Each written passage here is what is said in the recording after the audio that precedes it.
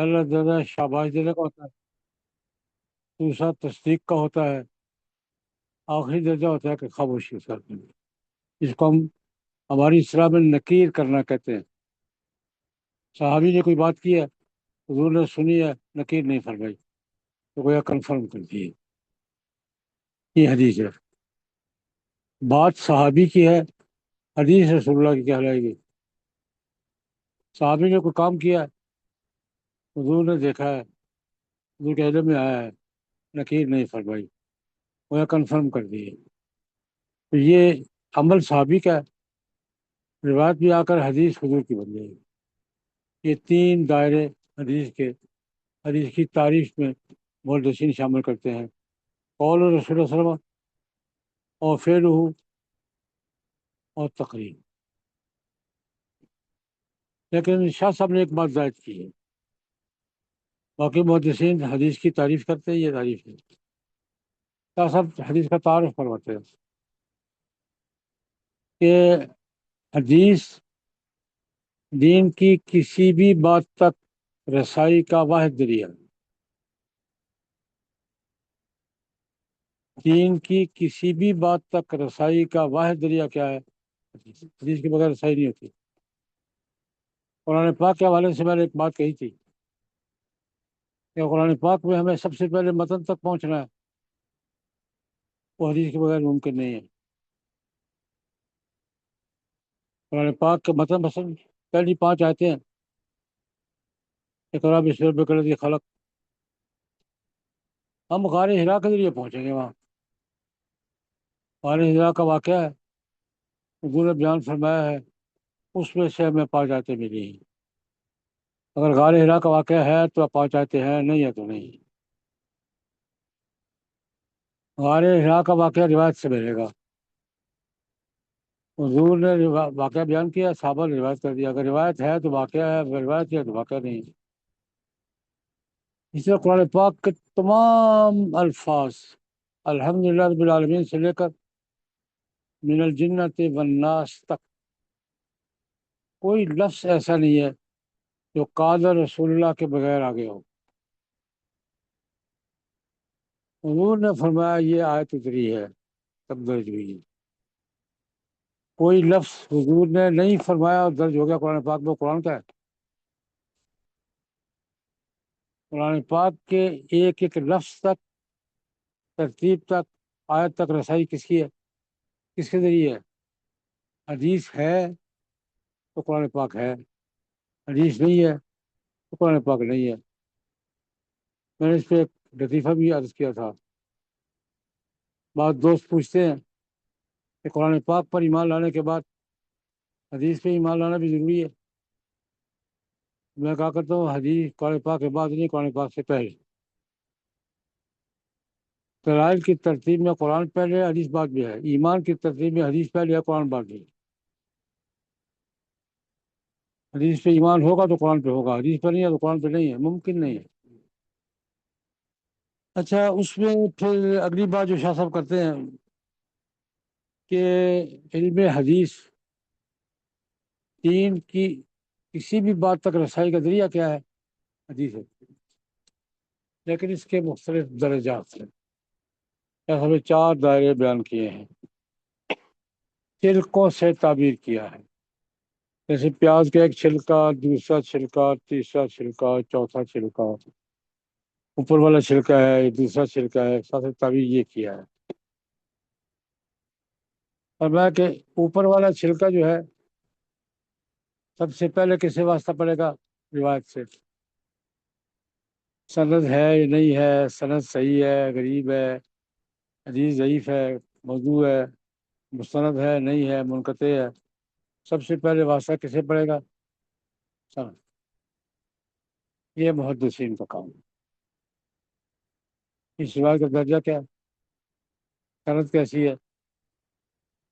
اس روایت پہ انقطاع ہے یا متصل ہے؟ حدیث سے متعلقہ ساری باتیں یہ پہلا دائرہ ہے، اور یہ کام کس کا ہے؟ محدثین۔ محدثین نے بہت کام کیا، اللہ پاک ان کو جزائے خیر دے۔ اس کے بعد پھر ہمیں حدیث کا درجہ طے ہو جانے کے بعد ہمیں ضرورت پڑے گی۔ دوسرے نمبر پر حدیث میں نادر الفاظ استعمال ہوئے ہیں، محاورہ استعمال ہوا ہے، کوئی ضرب المثل ہے۔ محاورہ اپنے اپنے علاقے کا ہوتا ہے، یہاں کے محاورے اور ہے، کراچی کے اور ہے، اردو دونوں جگہ بولی جاتی ہے۔ پشاور کے محاورے اور ہے، کوئٹہ کے اور ہے، پشتو دونوں جگہ بولی جاتی ہے۔ ضرب الامثال محاورے کہاوتیں مختلف ہوتی ہیں۔ اس میں جو نادر الفاظ کا معنی کیا ہے؟ ایک لفظ کا معنی ایک جگہ اور ہوگا، دوسری جگہ اور ہوگا، ہر زبان میں ایک ہی لفظ ہے، ایک جگہ اور معنی میں استعمال ہو رہا ہے، وہی لفظ دوسری جگہ اور معنی میں استعمال ہو رہا ہے۔ یہاں کیا مراد ہے؟ یہ کہ لفظ کا معنی کیا ہے، محاورہ کیا ہے، عرف کیا ہے، ضرب المثل کیا ہے، کہاوت کیا ہے، اب ہمیں اس کی وضاحت کی ضرورت پڑے گی، اس کے بغیر ہم نہیں سمجھ پائیں گے۔ یہ ائمہ لغت کا کام ہے۔ یہ کام کس کا ہے؟ ائمہ لغت کا، ائمہ ادب کا۔ یہ دوسرا ہے۔ تیسرا دائرہ پھر اس سے مسئلے کون سے مستنبط ہوتے ہیں؟ اس حدیث میں سے حکم کون کون سا مستنبط ہوتا ہے، اس کو فقہ کہتے ہیں۔ روایت بیان کرنا حدیث ہے، اس میں سے مسائل کا استنباط کرنا کیا ہے؟ ایک مسئلہ، دوسرا مسئلہ، تیسرا مسئلہ۔ اب محدثین امام بخاری رحمۃ اللہ علیہ ایک مسئلے سے سات سات آٹھ آٹھ مسئلے مستنبط، یہ مسئلہ بنتا ہے بھی، یہ بھی بنتا ہے بھی، یہ بھی بنتا ہے، یہ بھی بنتا ہے، اور 6 7 جگہ حدیث تقسیم کر دیتے ہیں، آدھی وہاں، آدھی وہاں، آدھی وہ، بڑا مسئلہ ہے۔ بخاری کی ایک روایت ہے، حدیث بریرہ، حافظ بن حجر اسقلانی کہتے ہیں ایک دو روایت لمبی ہے، 2 2.5 250 کی روایت ہے، اس سے فقہا نے 100 سے زیادہ مسئلے مستنبط کیے۔ اور شاہ صاحب فرماتے ہیں کہ اصل مقصود یہی ہے کہ حدیث میں حکم کیا ہے، باقی باتیں سمجھنے کے لیے۔ الفاظ کی تشریح بھی کس کے لیے؟ سمجھنے کے لیے۔ حدیث کا درجہ متعین کرنا بھی کس کے لیے ہے؟ سمجھنے کے لیے۔ اصل مقصد کیا ہے؟ حکم کیا ہے؟ اللہ پاک کیا چاہتے ہیں ہم سے؟ حکم کیا ہے، مقصد کیا ہے؟ یہ فقہ ہے۔ اور چوتھا دائرہ شاہ صاحب فرماتے ہیں حکمت کا۔ تیسرا دائرہ حکم کا، چوتھا حکمت کا۔ اس کا راز کی حکمت کیا ہے، وجہ کیا ہے، اس کا فائدہ کیا ہے، اس کے منافع کیا ہے، یہ حکمتوں کے 4 دائرے شاہ صاحب دائرے حدیث کا۔ پہلا دائرہ محدثین کا، دوسرا دائرہ کس کا ہے؟ ائمہ لغت کا، ادب کا۔ تیسرا دائرہ کس کا ہے؟ فقہا کا، یہ مسئلہ نکلتا ہے، یہ مسئلہ نکلتا ہے، یہ مسئلہ نکلتا ہے۔ اور چوتھا دائرہ حکمتوں کا، یہ متکلمین کا، اس میں یہ حکمت ہے، اس میں یہ حکمت ہے، اس میں مثال کے طور پر قرآن پاک نے نماز کی حکمتوں میں سے ایک فائدہ، ان الصلاۃ تنہی عن الفحشاء والمنکر۔ نماز اللہ کے حکم کی تعمیل ہے، کہ اس کا فائدہ کیا ہے؟ بے حیائی سے روکتی ہے، منکر کاموں سے روکتی ہے۔ کیسے؟ ایک آدمی نے 5 نمازیں پڑھنی ہے نا، اس نے 5 نمازوں کے لیے پاک رہنا ہے، تو کون کون سے کام سے روکے گا؟ 5 نمازوں کے لیے اسے پاک صاف رہنا ہے کہ نہیں رہنا؟ پاک صاف رہنے کے لیے کتنی برائیاں چھوڑے گا؟ کپڑے پاک رکھنے ہیں کہ نہیں رکھنے؟ چیزوں سے پرہیز کرے گا؟ جگہ پاک رکھنی ہے کہ نہیں؟ کتنی جگہ، کتنی صفائی کا اہتمام کرے گا؟ یہ کہ نماز پڑھنے کے لیے کتنی صفائیاں اختیار کرے گا؟ ان سب دیکھیں، ان الصلاۃ تنہی عن الفحشاء والمنکر، کتنی برائیوں سے روکتی ہے۔ اس آدمی کو پتا میں نماز پڑھنی ہے، بہت سے کاموں سے روکے گا، بے حیائی کے کاموں سے روکے گا، منکر کاموں سے روکے گا، نماز پڑھنے، نماز خراب نہ ہو جائے کہیں۔ ایک مثال چھوٹی سی مثال ہے کہ نماز بے حیائی سے روکتی ہے، منکر کاموں سے روکتی ہے۔ یہ کس نے کہا ہے؟ قرآن پاک نے۔ روکتی کیسے ہے؟ کہ نماز کو صحیح رکھنی، جس نے نماز کو صحیح رکھنا ہے، اپنی نماز کو صحیح رکھنے کے لیے بہت سے کاموں کو اس کو رکنا پڑے۔ یہ کروں گا کپڑے خراب ہو جائیں گے، یہ کروں گا جگہ خراب ہو جائے گی، یہ کروں گا میں خراب ہو جاؤں گا، ٹھیک ہے؟ یہ اکثر بے حیائی کے کام ہی ہوتے ہیں۔ ان الصلاۃ تنہی عن الفحشاء والمنکر۔ خیر، یہاں شاہ صاحب نے فرمایا کہ نبی کریم صلی اللہ علیہ وسلم نے جیسے ان هذا العلم له طبقات، اس علم کے مختلف دائرے ہیں، ولاصحابہ فیما بینہم درجات، اور اصحاب علم کے درجے آپس میں ایک لیول ہیں، درجے ہیں۔ وَلَهُ قُشُورٌ دَاخِلُهَا لُبٌّ، اس کے چھلکے ہیں جن کے اندر موتی ہے، اوپر چھلکا ہے اندر مغز ہے، اوپر چھلکا ہے اندر بادام ہے، اور اوپر چھلکا اندر مونگ پھلی ہے۔ تو اچھا، والاصداف وسطها الدر، یہ سیپیاں ہیں جن کے اندر موتی ہیں۔ حدیث کیا ہے؟ سیپی۔ اس کے اندر جو معنی مفہوم حکم کیا ہے؟ موتی ہے، سیپیوں کے اندر موتی ہے۔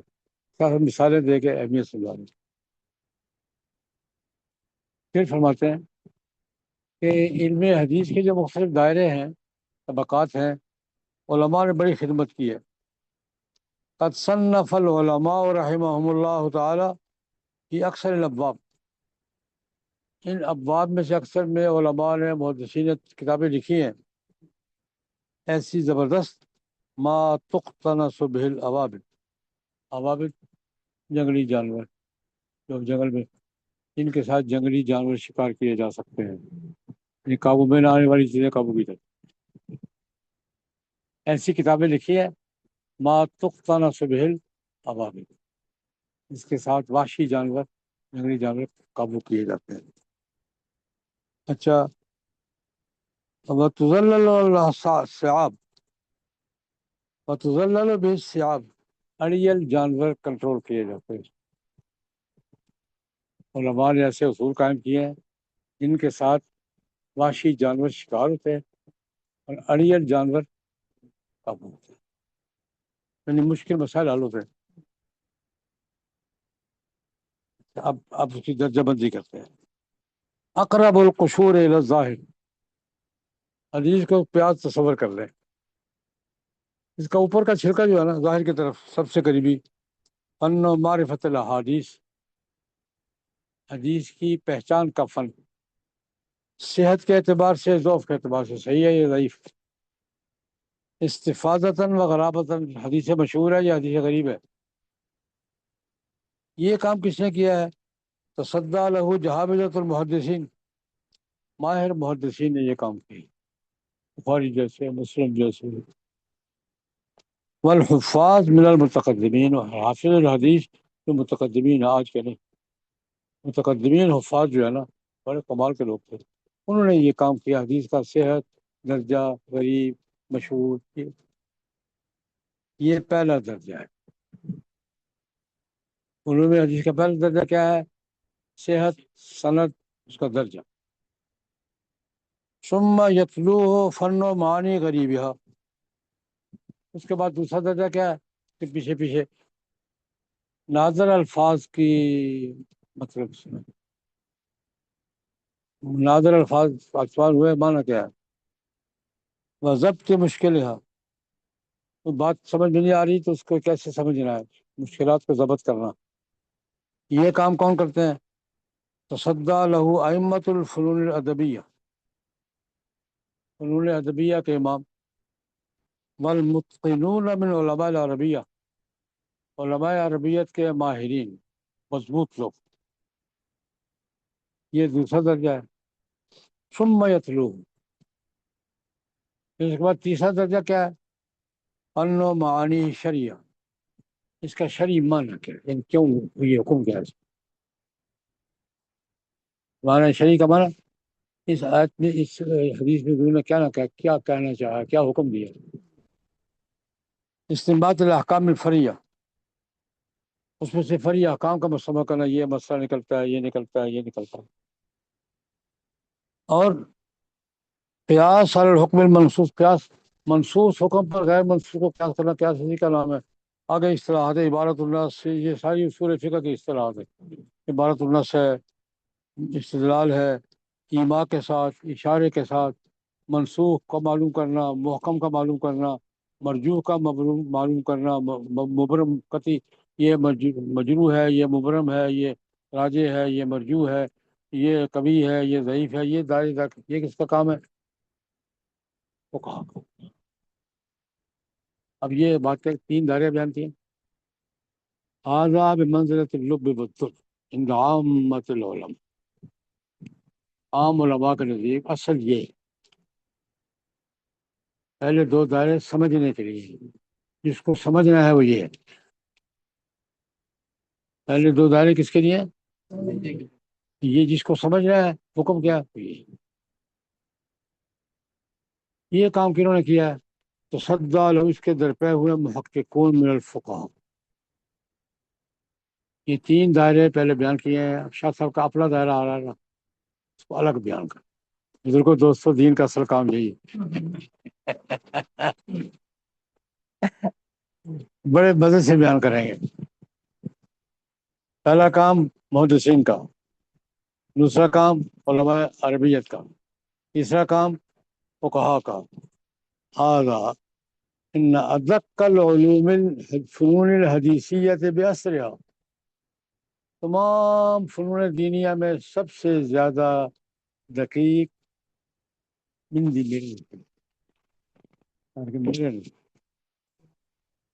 ان ادق الفنون الدینیت باسرها بتمامها، تمام علوم دینیہ میں سب سے زیادہ دقیق علم میرے نزدیک اعمقها محتضن، جس کی جڑ بہت گہری ہے، جس کی جڑ ارفعها منار، روشنی بہت اوپر. اول العلوم الشرعیت ان آخرها، تمام علوم شریعہ میں سب سے بہتر، سب سے اولا علم یہ ایما ارا، میری رائے میں. آپ سے کہہ رہے ہیں تمام علوم شریعہ میں سب سے بالا تر علم کون سا ہے؟ یہ. لیکن کس میں؟ ایما ارا، میری رائے. اعلیٰ منزلۃ، مقام بھی اس کا بلند ہے. اعظمها مقدار، قدر بھی بہت اونچی ہے. تمام علوم دینیہ میں یہ کیا ہے؟ علم و اسرار الدین. اس کو شاہ صاحب کیا نام دے رہے ہیں؟ علم و اسرار الدین، دین کے مسائل کی حکمتوں کا بیان.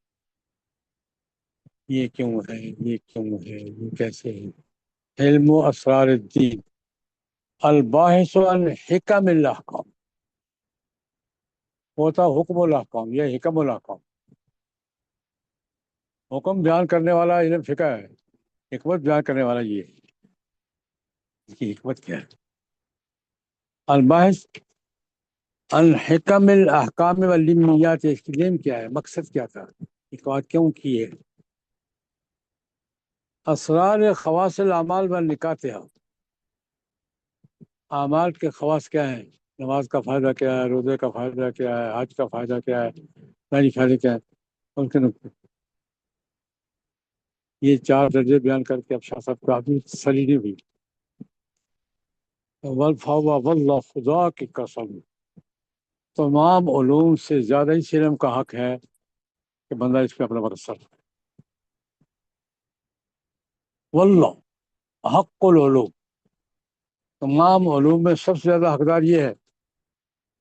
ان یصرف فیہ، لیکن من عطا کہو، بڑی مزے کی بات ہے کہ آدمی اس میں وقت صرف کرے، یصرف فیہ، لیکن کون؟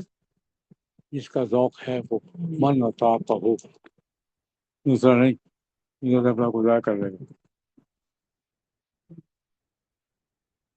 ان یصرف فیہ من عطا کہو، نفائس الاوقات، اپنے قیمتی اوقات اس پہ صرف کرے، لیکن کون؟ جس کا ذوق ہے، اس کی طاقت رکھتا ہے. يتخذه عدة لمعاده بعد ما فرض عليه من الطاعات. اطاعت میں فرض پورے کرے، باقی کا وقت اس کو دے.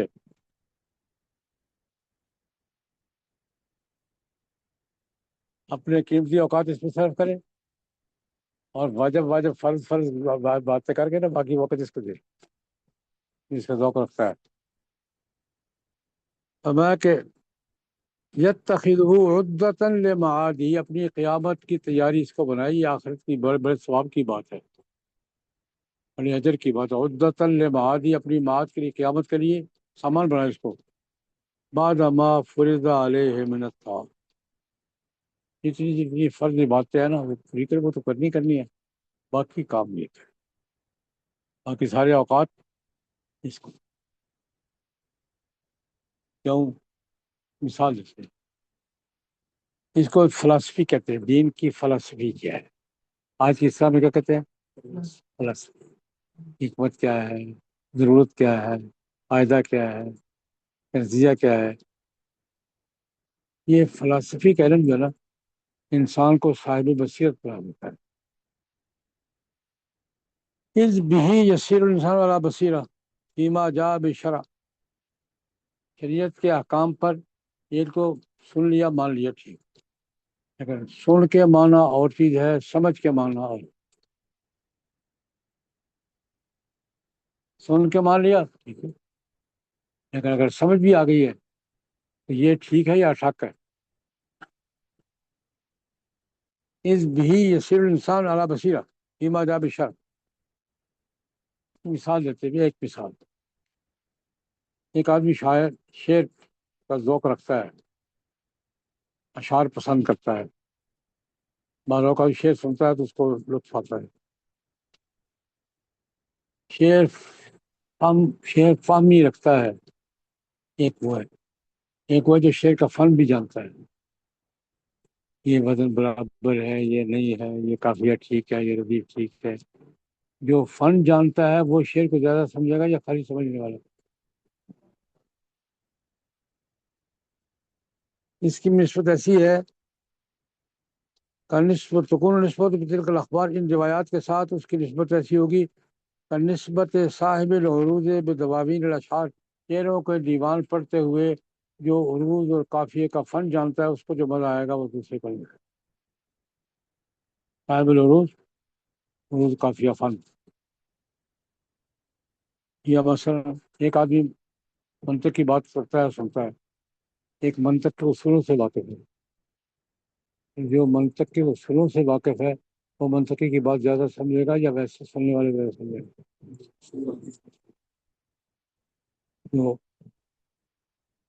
اور صاحب المنطق بین الحکمہ، یا مثلا ایک آدمی عربی کلام پڑھ رہا ہے، بھلا آ رہا ہے اس کو پڑھا، اگر وہ نحو بھی جانتا ہے تو اس کو زیادہ لطف آئے گا یا غیر نحوی کو صاحب النحو بکلام عرب الربا. یا مثلا ایک آدمی فقہ کی جزیات پڑھ رہا ہے، ٹھیک ہے، لیکن ایک آدمی اصول بھی جانتا ہے، یہ مسئلہ کیسے نکالا ہے، اس کی اصول کے تحت یہ مسئلہ بیان کیا ہے، یہ کس درجے کا ہے، یہ دلالت النص ہے، یہ اشارت النص ہے، یہ اقتضاء النص ہے. جو اصول فقہ جانتا ہے وہ فقہا کی باتوں کو زیادہ مزے لے گا یا خالی پڑھنے والا؟ تو فرمایا اسی طرح 3-4 مثالیں دی ہیں. شاعر فن کو جاننے والا، منطق کے اصول جاننے والا، فقیہ فقہ کے اصول، جو اصول کو جانتا ہے، بنانے کے طریقے جانتا ہے، وہ زیادہ سمجھے گا.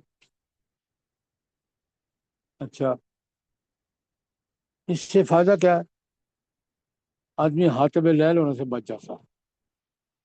حاطب لیل غائب سے سیر، بڑی اصطلاح. حاطب لیل کسے کہتے ہیں؟ رات کو اندھیرے میں لکڑیاں اکٹھی کرتے ہیں. پتہ نہیں ہاتھ میں لکڑی آ رہی ہے کہ سانپ آ رہا ہے کہ بچھو آ رہا ہے، کیا ہو رہا ہے، پکڑے گا. رات کو اندھیرے میں کوئی آدمی جنگل میں لکڑیاں اکٹھی کر رہا ہے، کیا کرے گا؟ جو چیز ہاتھ میں آئے گی پکڑے گا. اگر اس کو روشنی مل جائے پھر کام کی چیز پکڑے گا تو صحیح ہے۔ غائب سے غائب سے سیل، آتے ہوئے لہر رات کو لکڑیاں اکٹھی کرنے والا، اور غائب سے سیل سیلاب میں غوطے لگانے والا، سمندر میں غوطے لگائے گا تو مچھلی پکڑے گا یا موتی، اور سیلاب جو بہہ رہا اس پہ غوطے لگائے گا ڈڈو پکڑے گا، کیا پکڑے گا؟ بس ڈڈو پکڑا ہے، پتہ نہیں مگر مچھ پکڑا ہے، کیا سانپ پکڑا ہے۔ سیلاب میں تو یہی ہوتا ہے، سیلاب میں تو جو چیز آ گئی آ گئی۔ یہ آدمی صاحب فن جو ہے نا، آتے بے لیل ہونے سے بچ جاتا ہے، اور غائب سے لیل ہونے سے بچ جاتا ہے۔ ایک بات اور، او ان یخبط خبط اشوا، بھینگی اٹھنی دیکھتی کدھر ہے چلتی کدھر ہے، بندہ بھی یہی کرتا، مہنگا بندہ ہونا، گھولتا کس کو ہے تاڑتا کس کو ہے۔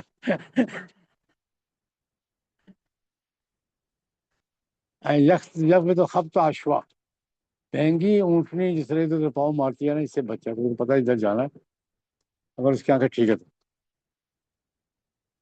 اور یرکب متنامیا، یا اندھے جانور کی سواری کرنی ہو، گھوڑے پر سوار ہے، گھوڑا اندھا ہے، یہ کیا کرے؟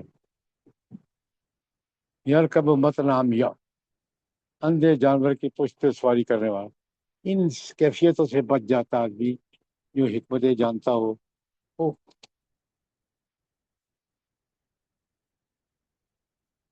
اچھا ہے تو اس کی ایک مثال اور دیتے ہیں۔ ایک آدمی نے سنا طبیب کو، طبیب تھا کوئی ڈاکٹر حکیم، کسی کو سیب دے رہا کھاؤ، یہ تمہارے دل کے لیے ٹھیک ہے۔ اب سیب سے ملتا جلتا ایک پھل ہے انظرا،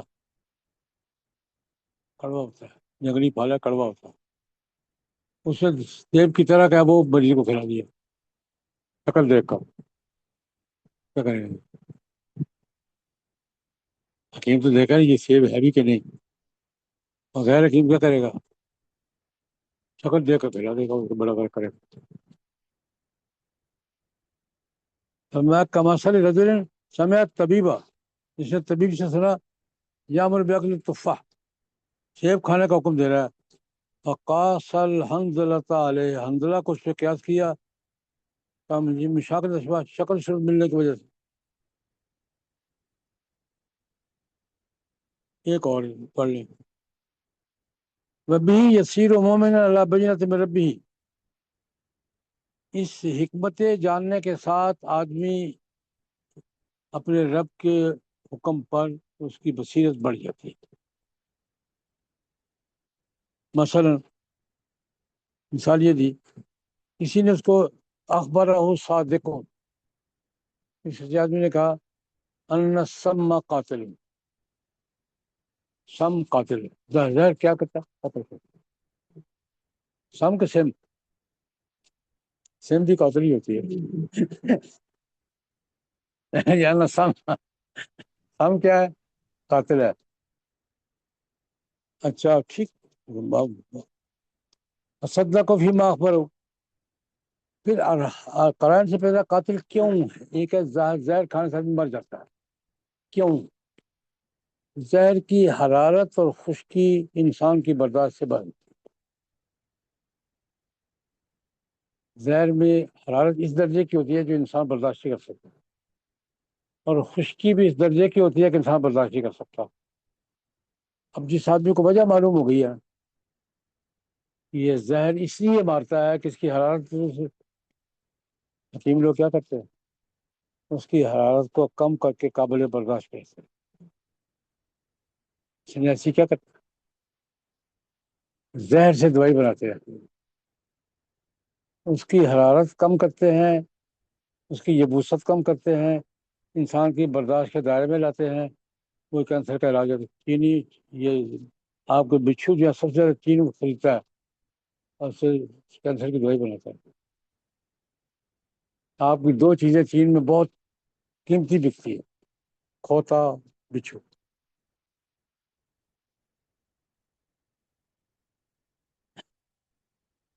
وہ اس سے استعمال کرتے ہیں. جتنا زیادہ زہریلا بچھو ہوگا اتنا زیادہ قیمت لگے گی. اس کی قیمت ڈالروں میں لگتی ہے. کیوں؟ ان کے پاس فن ہے. اس بچھو کی زہر کی حرارت کو کنٹرول کرتے ہیں، خشکی کو کنٹرول کرتے ہیں، انسانی مزاج کے دائرے میں لاتے ہیں اور دوا بنا کے کھلاتے ہیں. علاج ہوتا ہے. اب جس کو طریقہ معلوم ہے وہ تو استعمال کرے گا، اور جس کو معلوم نہیں وہ استعمال کرے گا تو مرے گا. شاہ صاحب فرماتے ہیں کہ اسرار دین، احکام کی حکمتیں معلوم کرنے والا جو ہے نا، وہ صحیح طور پہ دین کو سمجھتا ہے یہ کیا ہے، فائدہ کیا ہے، کرنا کیا ہے. ختم ہو جائے گا. اللہم صلی علی سیدنا محمد النبی الأمی وآلہ وسلم.